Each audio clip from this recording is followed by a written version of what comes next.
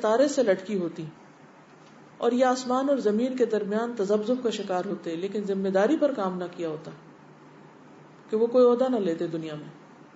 لیکن یہ باتیں عام طور پر لوگوں کو پتہ ہی نہیں ہے. آپ میں سے کتنے ایسے جنہوں نے حدیثیں پہلے سن بھی رکھی ہوں؟ کبھی خزانے تو پڑھے، کتابیں ہیں، لیکن نہ ہم پڑھتے ہیں، نہ ان کو دیکھتے ہیں، نہ نکالتے ہیں اور نہ عمل کرتے ہیں. اصل مقصد کیا علم حاصل کرنے کا؟ کبھی کوئی سوچے کسی بھی چیز کا علم کیوں حاصل کیا جاتا ہے، کیوں کرنا چاہیے؟ اور خصوصاً دین کا. کس لیے؟ تاکہ ہمیں پتہ چلے کہ ہمیں کیا کرنا اور کیا نہیں کرنا. اور جب پتہ چل جائے تو پھر انسان جو کرنا ہے وہ کر لے اور جو نہیں کرنا چاہیے اس کو چھوڑ دے. دین کا علم عمل کے لیے ہے، یہ ناموری پیدا کرنے کے لیے یا لوگوں میں مشہور ہونے کے لیے یا متقی پرہیزگار کہلانے کے لیے نہیں. اس کو صرف کسی ڈگری سے بھی معیار نہیں کیا جا سکتا کہ وہ آپ کے پاس وہ آ گئی تو پھر آپ کہیں کہ میں سب سے زیادہ اب جاننے والا ہوں کیونکہ میرے پاس پی ایچ ڈی ہے تو لازمی میں دوسروں سے زیادہ جانتا ہوں. ہرگز نہیں.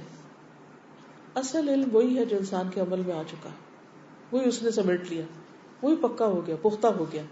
اور باقی جو کتابوں میں ہے یا امتحانوں میں لکھا اور بلا دیا اور کاغذوں میں لکھا گیا وہ تو الگ ہے آپ سے، وہ آپ کا تو نہیں، وہ تو وہاں ہے. آپ کا تو وہ ہے کہ جو یا تو آپ کو یاد ہو کہ وہ وقت ضرورت کام آ جائے، یا پھر آپ اس پر عمل کر رہے ہو کہ وہ آپ کے جسم کا ایک یا آپ کی ذات کا یا شخصیت کا حصہ بن چکا ہے. اور باقی کیا ہے؟ چٹیل پتھر پہ برسنے والی بارش کہ جس سے وہ سارا گرد و غبار اتر جائے، دھل جائے، جو تھوڑا وقتی طور پہ پڑا تھا.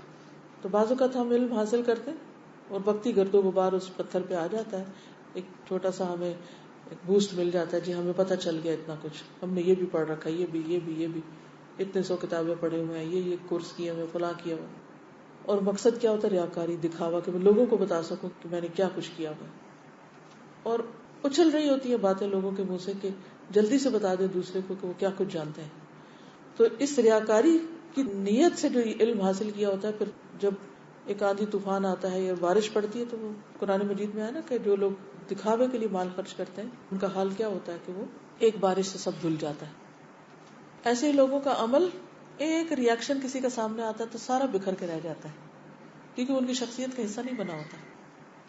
جب علم عمل میں نہیں آتا نا تو صرف انسان جانتا ہے، ایک کان سے سنتا ہے دوسرے سے نکالتا ہے، تو اب اس کا ٹیسٹ ہوتا ہے. ہر علم آنے کے بعد ایک ٹیسٹ آتا ہے انسان کے اوپر، اور وہ انسان کا درجہ بڑھانے کے لیے کہ یہ عمل کرتا ہے یا نہیں کرتا. اگر عمل کر لیتا ہے تو اللہ کی طرف سے اس کو ایک تائید نصیب ہوتی ہے، اس کے اندر ایک میچورٹی آتی، پختگی آتی، اس کے لیے اجر و ثواب کا باعث بنتا ہے. اور اگر عمل نہیں کرتا تو پھر کیا ہوتا ہے؟ وہ ٹیسٹ میں فیل ہو جاتا ہے انسان، اور جو اس نے تھوڑا بہت حاصل کیا ہوتا ہے وہ اس موقع پر بد اخلاقی کر کے، بدتمیزی کر کے سب کچھ گنوا کے رکھ دیتا ہے.